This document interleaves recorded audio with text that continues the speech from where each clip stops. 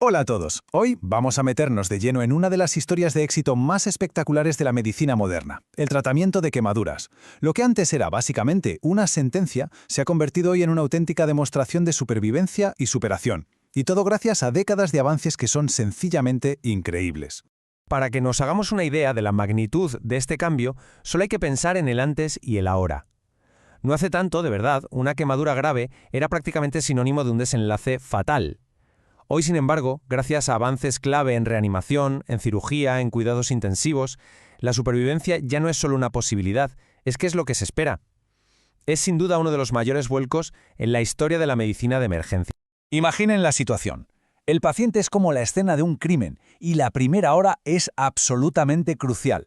En ese momento el equipo médico se transforma en una especie de equipo de detectives de élite. Su misión, reunir a toda velocidad las pistas vitales que van a determinar si esa persona vive o muere.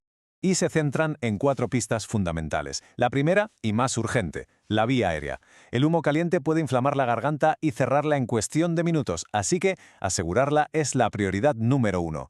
Segundo, hay que buscar otras lesiones que puedan estar ocultas por el trauma. Tercero, medir el tamaño de la quemadura porque eso va a dictar todo el plan de ataque. Y cuarto, detectar venenos invisibles como el monóxido de carbono en la sangre. En esta investigación, el tiempo es literalmente el principal enemigo. Buena pregunta. Estimar el tamaño de la quemadura es fundamental. Como decíamos, porque de ese dato depende todo lo que se va a hacer después. Pero claro, ¿cómo se hace eso de forma rápida y eficaz en medio de una emergencia? Pues la herramienta que usan es, la verdad, sorprendentemente sencilla. Se conoce como la regla de los 9 y es una guía rápida para estas situaciones de emergencia. Como se ve en la tabla, el cuerpo se divide en secciones que valen un 9% o un múltiplo de 9.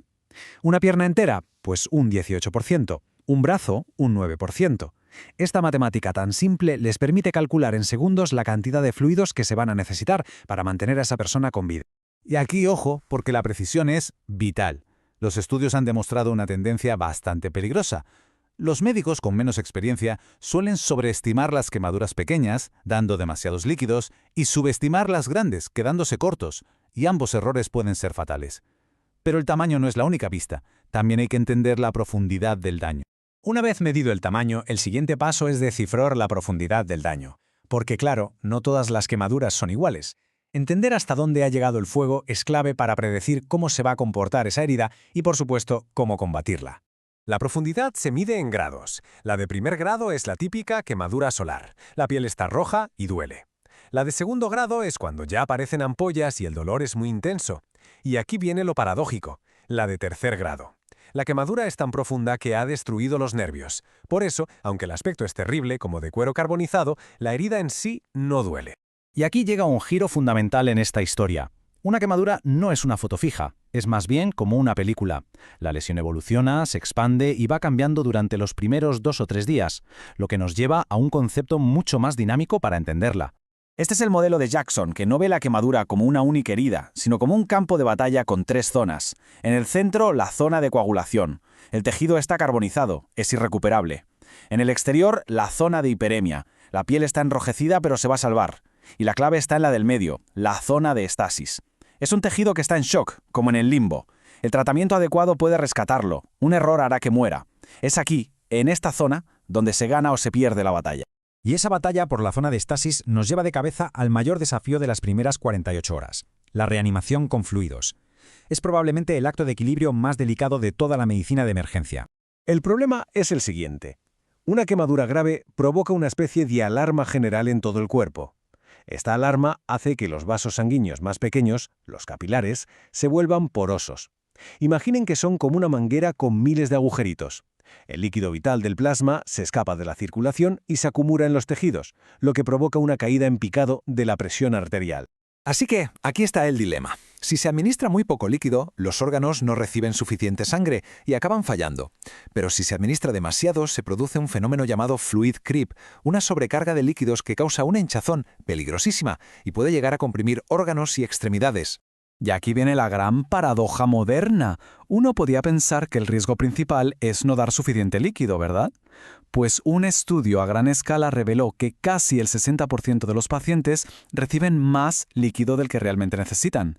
El problema ya no es tanto quedarse corto, sino pasarse de largo. Y las consecuencias de este exceso de líquido son gravísimas. Puede aumentar tanto la presión dentro del abdomen, de las extremidades o incluso de los ojos, que llega a cortar el flujo sanguíneo, lo que obliga a una cirugía de emergencia para liberarla. Pero la investigación del detective no puede quedarse solo en la piel. Muy a menudo, el verdadero peligro se esconde donde no se puede ver, en el aire que el paciente respiró durante el incendio. Y esa lesión oculta es la lesión por inhalación. Le ocurre a más de un tercio de los pacientes y es un cómplice silencioso y muy peligroso de la quemadura. Complica el cuadro clínico de una forma brutal. Este gráfico muestra una especie de escalera mortal. Una quemadura por sí sola tiene un riesgo base. Si le sumamos el daño por inhalación, el riesgo se multiplica.